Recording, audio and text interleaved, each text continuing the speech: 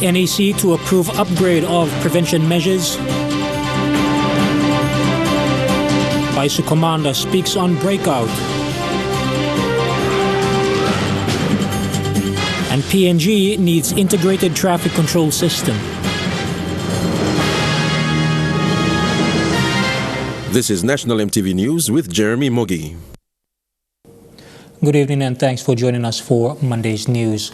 COVID-19 has spread to 58 countries, with Australia and the US reporting its first deaths from the virus. For countries that have weak health systems, the WHO has constantly reminded them to prepare and be ready, as it is not a matter of if, but when we get a confirmed case. Acting Health Secretary Dr. Paisan Dakulala says 10 million kina has been released, but prevention measures need to be upgraded to prevent COVID-19 from entering PNG. This will be updated when the NEC meets on Wednesday. COVID-19 to date has taken the lives of 2,873 people, most inside China, while 104 deaths are outside of China.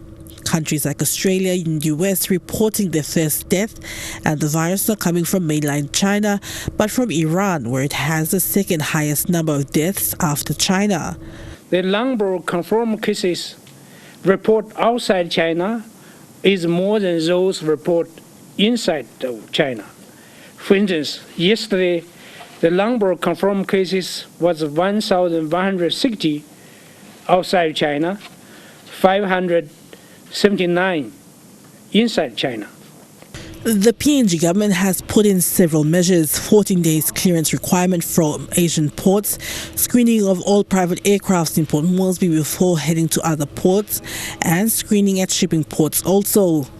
NDOH giving its recommendation to the National Executive Council for it to act upon to heighten its preventive measures. Information paper that will go to NEC, it'll be like giving this information so that our government then makes its decision about the next step forward. How do we escalate all those areas that we need to take where they make that decision? And like I said, the steering committee, the ministerial steering committee, will have party to this information paper, so they understand from the technical point of view what the advice we are giving, and they make appropriate decisions for us to deal with the challenges that are coming in. And what we are seeing of what other countries are doing, so that can also be given in terms of information, and our governments make the necessary decisions, because these decisions are huge decisions. Many of them will affect, the economy and a lot of other areas, and so they make those calls, and when they do, we will execute them. To date, 3.3 million kina of internal funds have been used in putting measures in place. Development partners giving personal protection equipment also. Coronavirus is just one of a range of diseases that need appropriate preparation and response.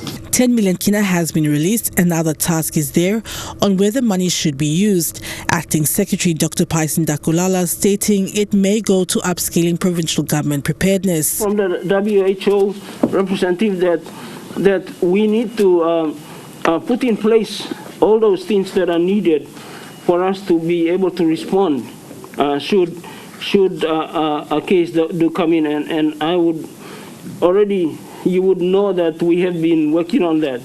There's places identified already, and that scale up has been done to enable us to care for our patients should they come in. And not only that, but we've also been working with the budget that's given for us to set in place the quarantine mechanism to enable us to deal with those who are suspect that need to be quarantined.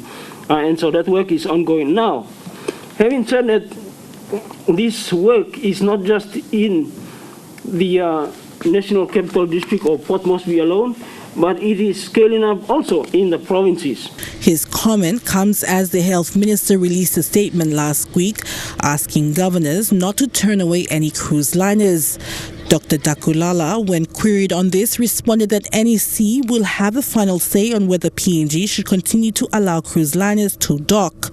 Give the advice, but at this point in time, let me leave it that way, because there are a lot of different thinkings, and as I said, the scale up or the way the outbreak, the dynamics of it is changing, and so we need to sort of analyze with our team, get the right sort of appropriate advice from WHO and others, and then we make our own informed advice, and then we give it to our ministers and our leaders, and they make the final decision on that. An emergency NEC meeting is expected to take place this Wednesday. After NEC meets, Dr. Dakulala says we would know the next step of action in place. Meanwhile, the National Department of Health surveillance team has to date taken 7 samples, in which all have been recorded negative. Adelaide Sirks-Kari, National EMTV News. Baisu Jail Commander Chief Superintendent Timbi Kaugla has told MTV News that the negligence by some provincial governments in the Highlands region is one factor of prison overcrowding.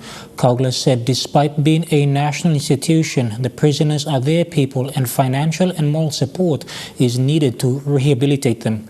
Vasinata Yama files his report from Mount Hagen. The jail commander's comments came after a mass breakout last Monday at Baisu Jail. Around 12 p.m., 100 remandees and 2 convicted prisoners escaped in broad daylight. Guards were outnumbered and called for backup from police and shot dead 8, recapturing only 28 of them, 5 of whom escaped later while receiving medical treatment at the hospital. 71 escapees are still at large. Kaugla said almost 60% of the total number of prisoners at Baisu Jail had been brought in from Enga province due to no prison to accommodate them back in their province. Some are brought in from Jiwaka. So that's one of the things that the Enga provincial government is supposed to assist this jail to all the prisoners in this institution or in this province. Kaugla said this is a setback for the Enga provincial government to start building prisons to accommodate the inmates as they already have an institution. Instead of coming down to Baisu Jail, they're supposed to build accommodations for them to all the prisoners up in Enga province. It is overcrowding out here because of the prisoners that are coming in from Enga. Baisu Jail currently has a total of 318 inmates, both convicted and on remand. Kaugla said they will stop accepting prisoners from other provinces because to date he has never seen any support from provincial governments from Enga, Jiwaka and Western Highlands province itself. Probably in the near future we might stop those prisoners coming in from Enga. How they look after them, they can look after them at the police station or wherever. Kaugla questioned if provincial governments have plans to rehabilitate those who are outlaws in the society so that society can live in peace for development to take place. They are boasting about education, agriculture. How about law and order, pumping money into correctional service? Jiwaka provincial government has plans to build a new correctional service but is still waiting for funding. Enga provincial government has already built a CS institution with warders' houses but is yet to build accommodation to house their prisoners. Vasinata Yama, National EMTV News, Mount Hagen. Papua New Guinea needs an integrated system to control traffic process licensing and penalize traffic law breakers. Road Traffic Authority Chief Executive Nelson Terma says this will help the RTA and relevant authorities to monitor and make the roads safe for all. Terma says for now, motorists are getting away and avoiding penalty fines. Speaking to MTV News, the RTA chief executive admitted that the current system is a downfall in monitoring and keeping track of motorists. Terma says traffic law breakers are taking advantage of this. It's a challenge for the Road Traffic Authority. So motorists seem to take advantage of a situation because at the moment we don't have a system to control and monitor. They might knock up and go, but the camera can capture that vehicle. And we will come back to our system and see who owns that vehicle, which company owns that vehicle. At the moment it's not happening because no system in place. That is a big challenge ahead of RTA. The RTA CEO says the ICT system will capture items like processing of license, registration of vehicles and a standard fee for traffic infringement. Terma also expressed the need for a vetting system to test drivers before processing any license for that matter. He says these changes are paramount for PNG. So drivers need to go through a proper training in order which will qualify them to get a driver license so that they can avoid all these road accidents happening in the country. At the moment, there is no control. They can get a class 6 in Hagen and come and drive in Mosby. Who knows whether you go into the form of training or not. The call is now on the government to establish this integrated system using software. Though it would be costly, the RTA chief executive believes it would be of benefit as PNG is seeing a rapid increase in more roads being built and importing of vehicles. We need a government support in this area to set up a centralized IT system in the country to control and monitor vehicles and the drivers. Jack Lapava Jr., National EMTV News. Madang Governor Peter Yama has decided to make himself available for questioning at the Jamba police station next Thursday at 10 a.m. for interviewing. Yama, in a phone interview with MTV, says he's a leader and will not run away from police, but will make himself available for questioning. The Madang Governor further states that the only reason he has decided to go to court is because he believes his arrest was politicized, adding that he would have complied with the process if the matter had no political attachment to it. Yama says he would be available for questioning to settle this issue once and for all, saying he is a leader and cannot shy away from the law. This is MTV National News. We'll be back with more after the break.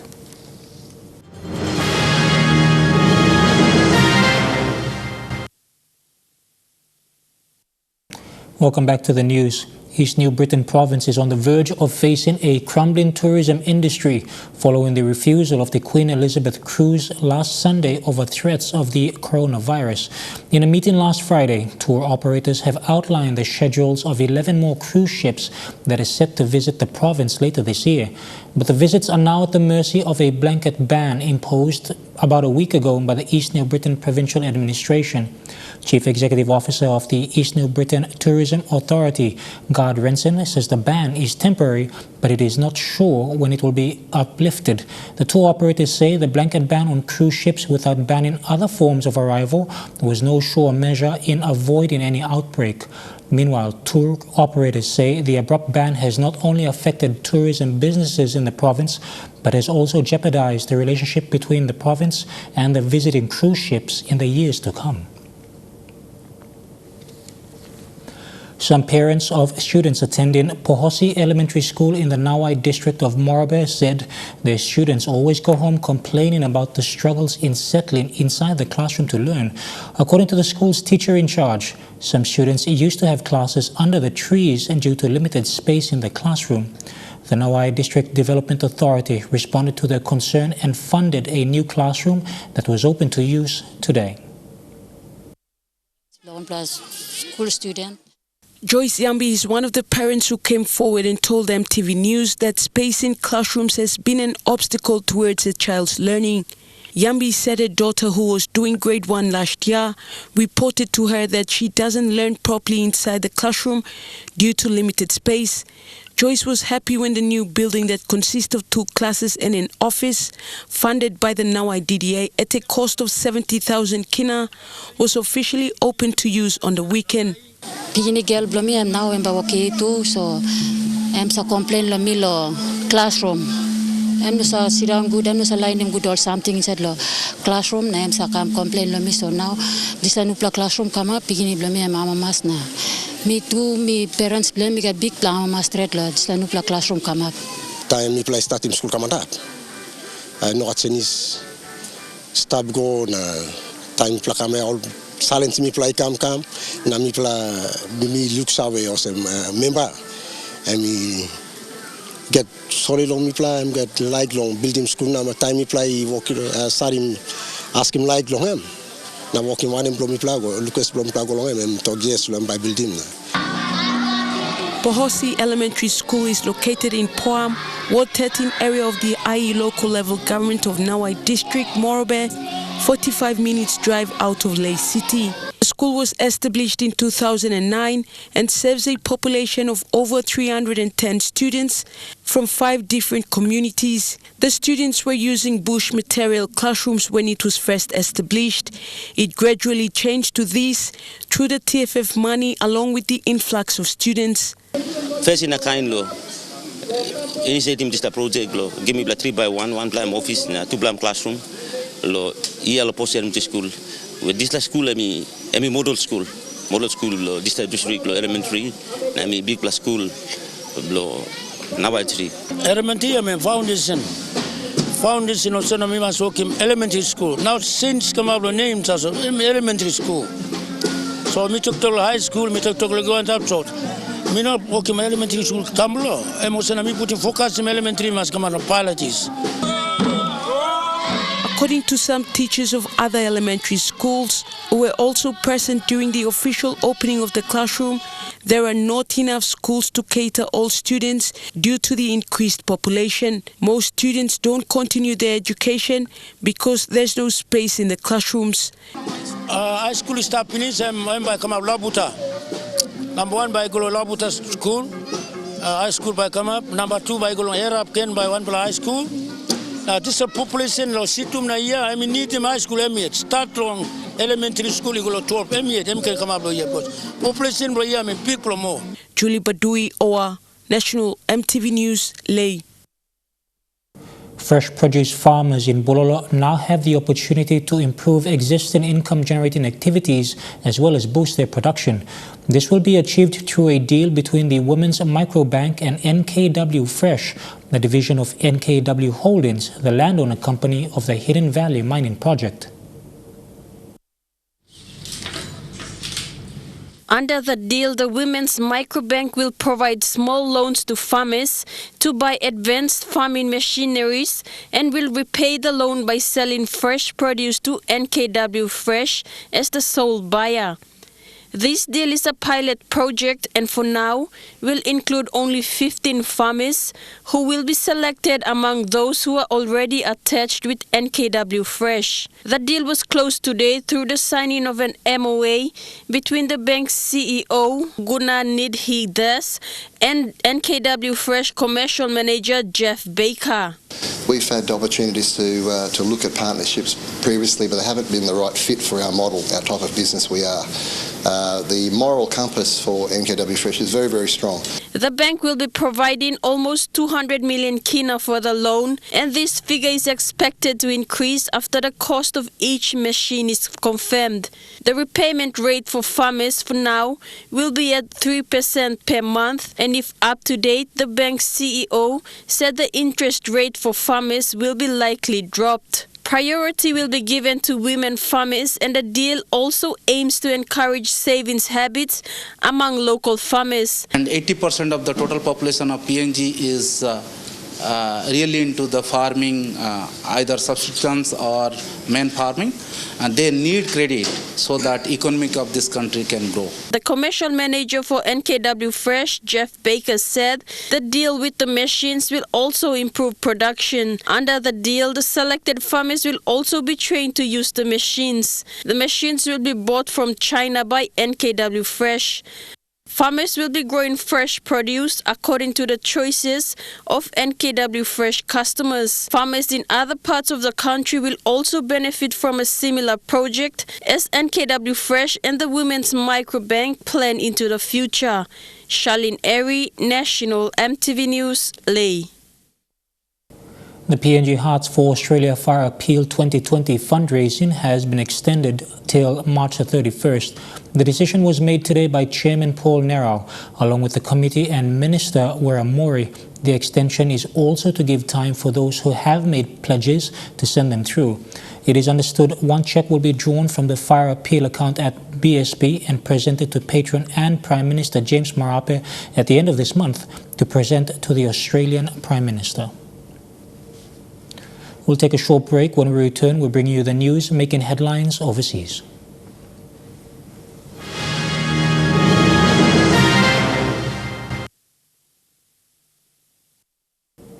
Welcome back to the news. Turning overseas, across the globe, Iran is the focus of increasing concern, with more cases traced back to the Middle East's biggest virus hot zone.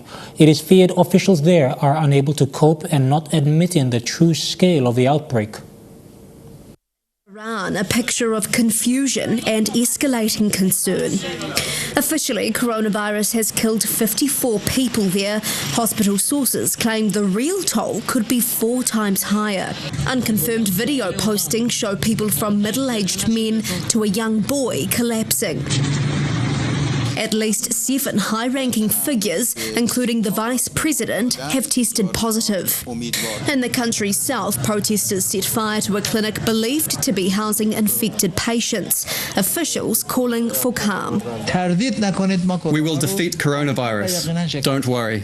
But the world is worried. Infections in multiple nations, including New Zealand's first confirmed case, have been traced to Iran.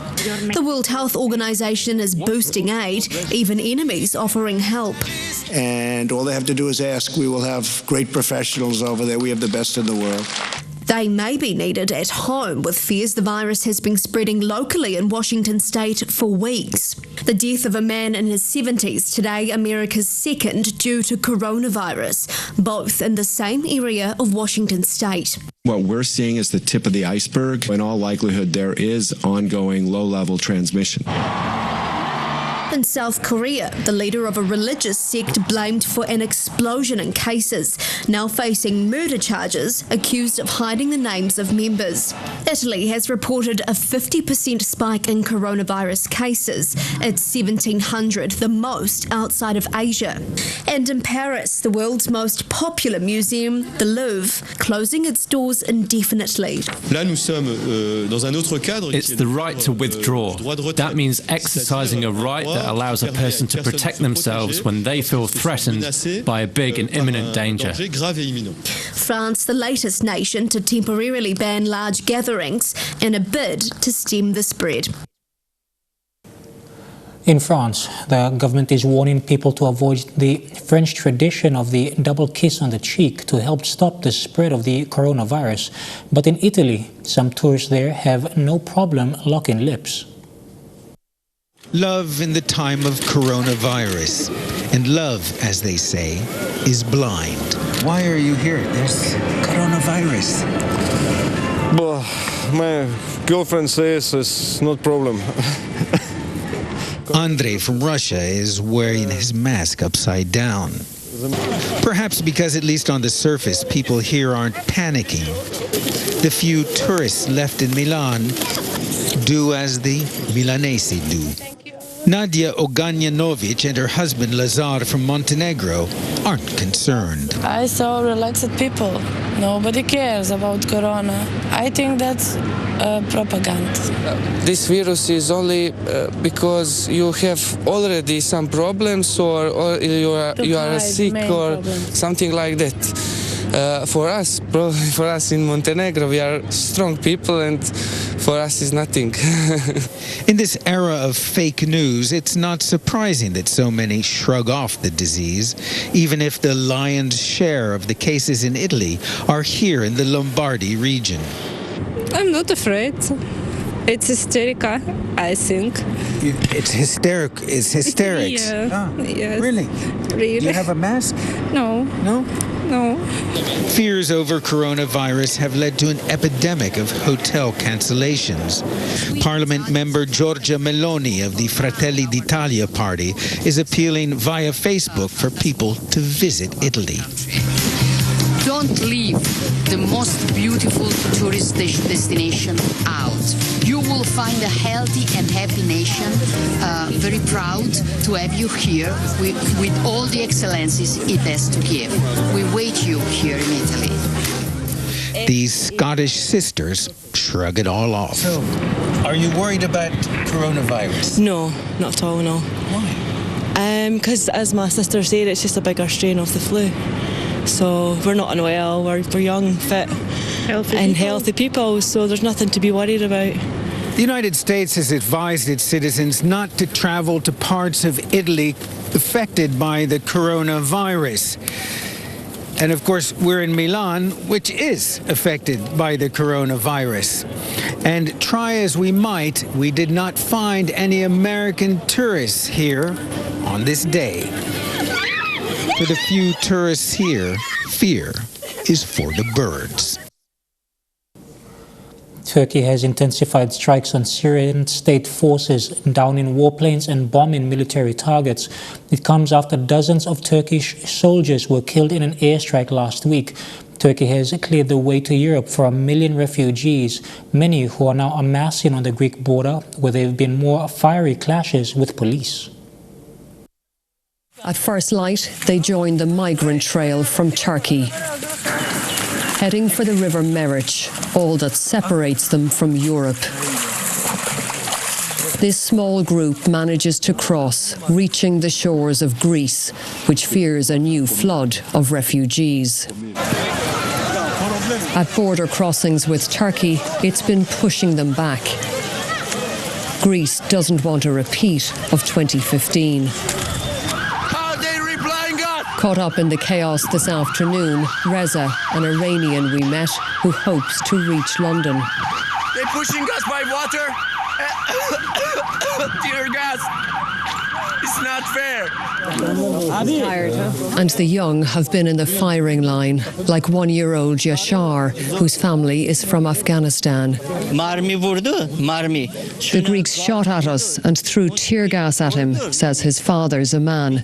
He could have died. But for Turkey, which has been sheltering almost 4 million Syrians, the refugees are now human bargaining chips, being used to put pressure on Europe. Well, families are still arriving here, and they're not coming by accident. They're being encouraged to travel by the Turkish authorities, led to believe that they can enter Europe.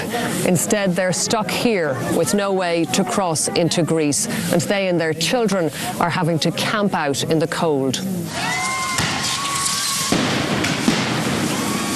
And this is what awaits them now at the border, a battleground. Greece says it won't allow a free-for-all. Turkey says it's overwhelmed by refugees. It's determined that Europe will share the fallout from Syria's long and brutal war.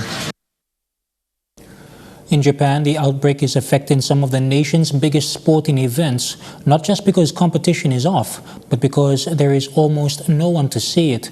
Concerns are now growing about the Tokyo Olympics, and that's just 4 months away. To be a part of this, Mark Dawson and his family traveled nearly 5,000 miles from Vancouver, Canada. Trip was booked, hotel was booked, flights were booked.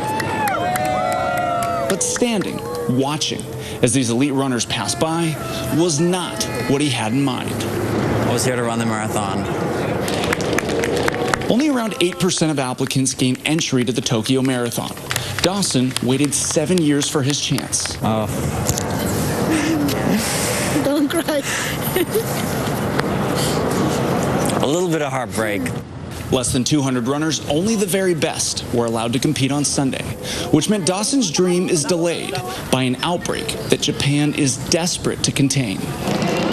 From 30,000 runners to this here in Japan, this is now what sports looks like in the age of coronavirus. Typically, there'll be tens of thousands of fans lining these streets to cheer on these runners.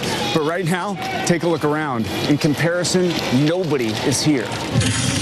On the other side of town, the time-tested traditions of baseball still play out. Ushers make the rounds before the starting lineups are announced, echoing through the empty 55,000-seat Tokyo Dome. It's bizarre and almost unnatural to be at a professional baseball game in Japan inside a stadium that seats 55,000 people and nobody's here. It's so quiet, it's almost uncomfortable to make a sound. Just listen to this. It was a little weird, which is to be expected, I guess.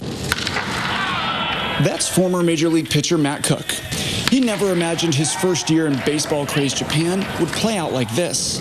A surreal atmosphere, which Tokyo Giants batting coach Warren Cromartie says will take a little bit of time for players to adjust. I think the players will realize just how much the fans really are a part of the game. It is a little quiet. The balls jump off the bat a little bit more. You can hear the smack of the ball and the bat meet a little bit more. But it's still a game. You still got to go out there and do your thing. As for Dawson, he says he'll be back to run next year.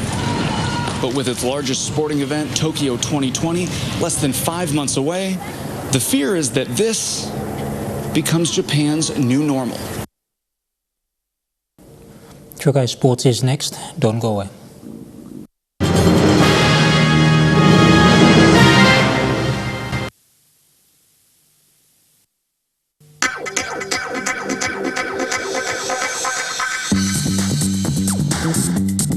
True Guys Sports.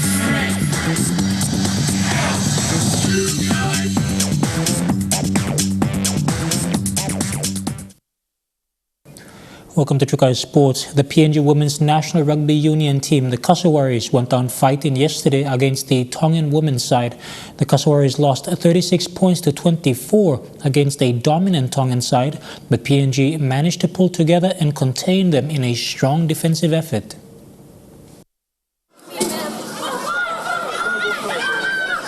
There was a definite size difference in the match, with the Tongan women dominating in the forwards. PNG scored first through Vanessa Semoso, but Tonga replied soon after through Siutiti Maake. Another try to center Manu Siuke took the team's lead to 12 points to 5. Tonga came charging, but the Kassawaris women scrambled together.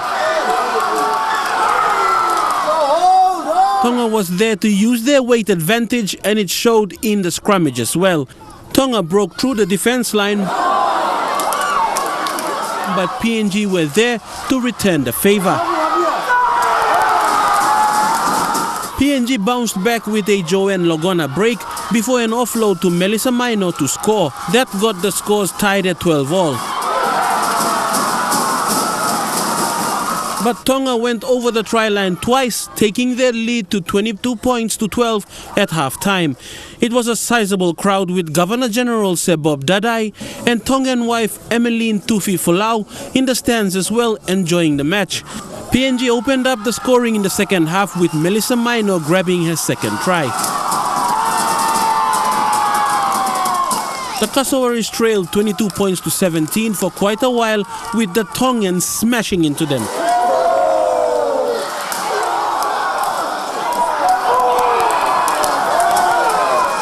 But PNG were determined to hold back their bigger opponents. But the PNG women were growing tired, and Tongan Ruby Tangulu finally got the breakthrough for her country. As Tonga stretched their lead to 29 points to 17, PNG had to think fast, and Joanne Logona's pace was too good for the visitors.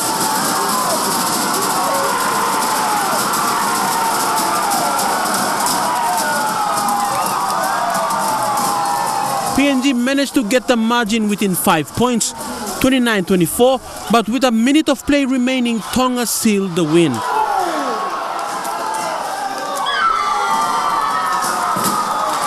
The match ending 36 points to 24.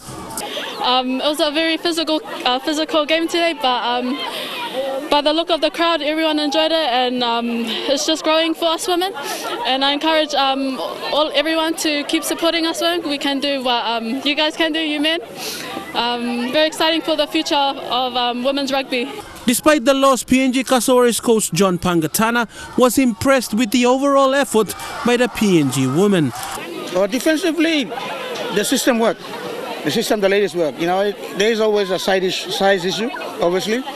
But when you talk about the lines that the girls ran, and you know, the commitment in the tackle, you put them down. But always, in the end of the day, you know, you gotta, you know, it's gonna break up at the end of the day. Yeah, you know, at the end of the day, defensively, we're still working on our lines. It's a big improvement from the last 2 years, and definitely we'll be improving over the next 6 months.